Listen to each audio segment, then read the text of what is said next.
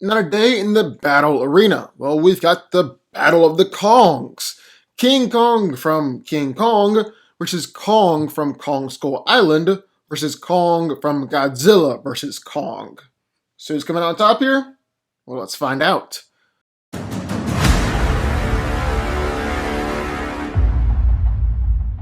Okay, so there have actually been a few incarnations of King Kong that have come out these past few years. Starting way back in 2005 with Peter Jackson's King Kong, then we got Kong Skull Island, and now we've just been hit with Godzilla vs. Kong. And so my genius brain was thinking, what would happen if we threw all these Kongs together in a fight? Who'd come out on top? Now, obviously, you can't just throw them all in a ring together as is. The big Kong would step on them, just rip them apart. Even little baby Kong. I know little is relative here, but still. So we gotta bring them all up to the same size. So now who wins? Well, let's start out by taking a look at strength. Now in 2005, Kong is able to shake and break trees just by moving besides them. He's casually flipped over massive stone structures or giant logs, and easily broke through large wooden gates.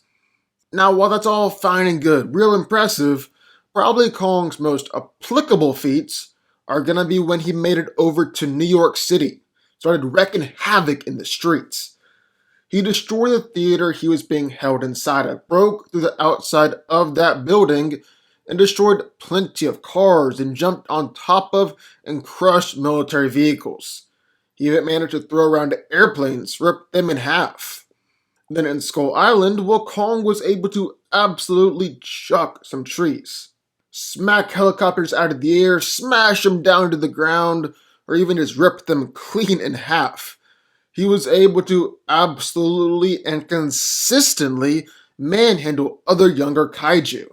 Then he went up against the big one, overpowered it too, prying open its jaws and tearing out its tongue, all sorts of stuff.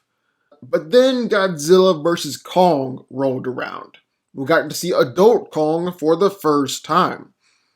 He was able to absolutely manhandle Warbats, other kaiju too.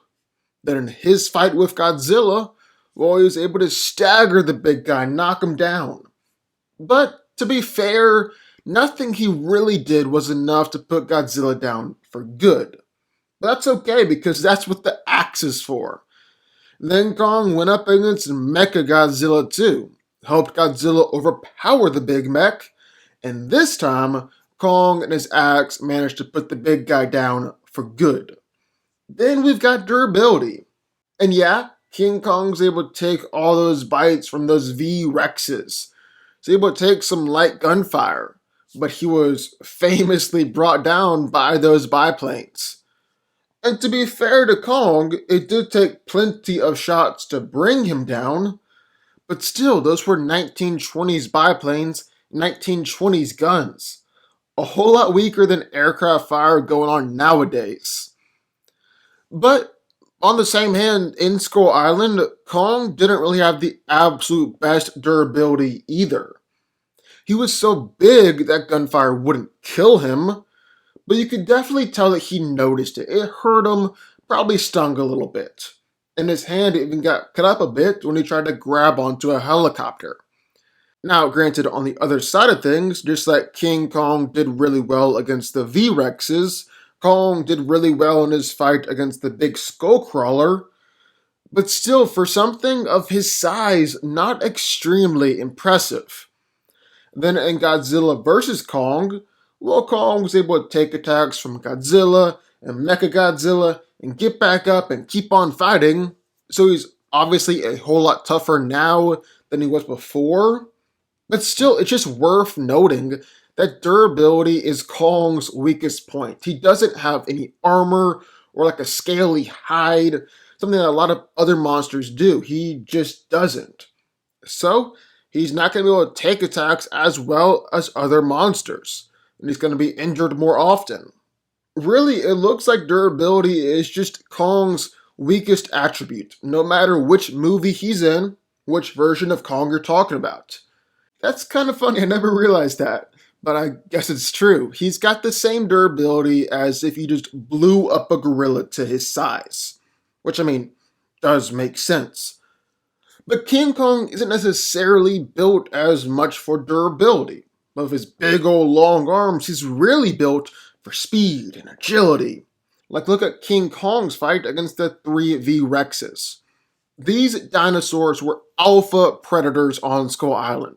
Larger, faster, and stronger than their descendant, the T-Rex, and it's hypothesized that these beasts were what the T-Rex could have been, but were allowed to grow, evolve, unabated for the past 65 million years. Yet Kong was able to battle against 3 of them at once, generally doing this by relying on his speed and agility, leaping and dodging and ducking, holding them all at bay until he could take them down.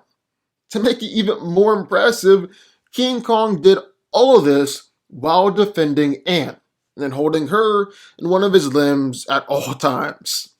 Kong was even able to make the transition to the city quite easily as well, even managing to evade gunfire while he was at it.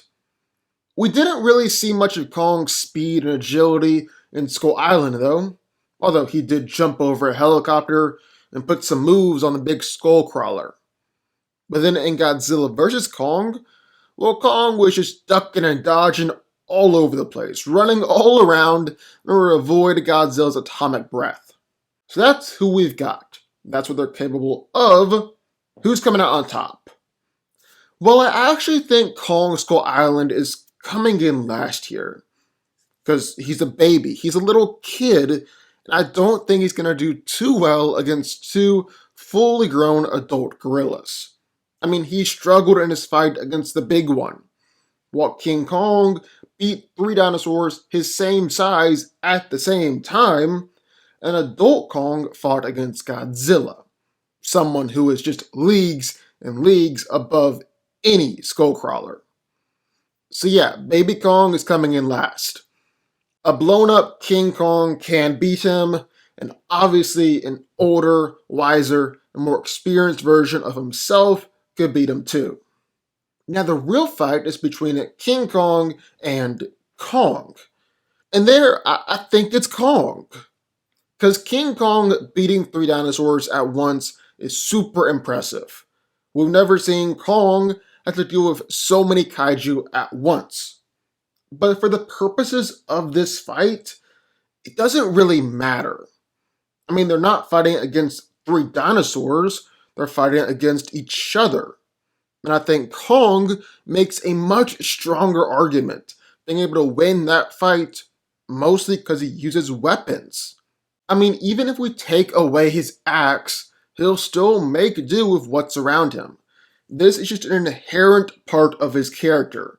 Kong uses weapons and fights. And if you've got 2 gorillas in a fight, where they're equally strong, equally tough, equally fast, but one can use weapons, the other can't.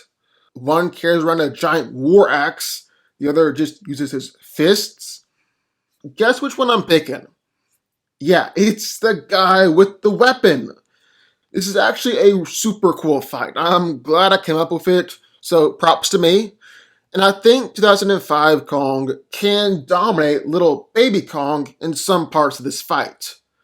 But I definitely think he's met his match with big old adult Kong. So yeah, the King Kong from Godzilla vs. Kong. The big old adult Kong is coming out on top here. He wins. But what do y'all think? I would love to hear your thoughts. Sign off in the comments down below. Who do you think wins this fight? Kong? Or Kong? Or Kong? Also be sure the like button, the subscribe button, and turn notifications from the DanCo army. And I will see y'all next time.